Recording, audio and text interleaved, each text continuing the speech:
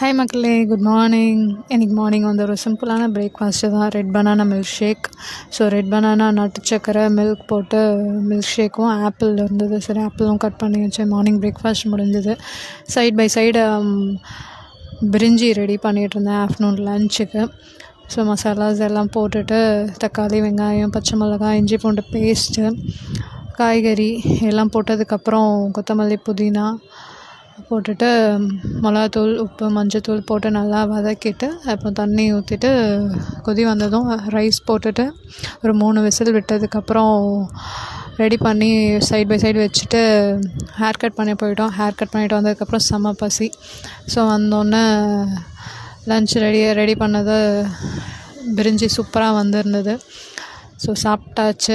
சாப்பிட்டு நெக்ஸ்ட்டு தூங்கலாம் கொஞ்சம் நேரம்னு பார்த்தா ஃபோன் நோண்டிக்கிட்டே டைம் 5 மணி ஆயிடுச்சு. அதுக்கப்புறம் 6 o'clock பிக் பாஸ் ஸ்டார்ட் பண்ணணும். அதுக்கிட்டே இன்றைக்கி சண்டேனால ஒரு ஆயில் மசாஜும் வச்சுட்டு பீல் ஆஃப் மாஸ்க்கும் போட்டு அவ்வளோதான் மக்களே. Face wash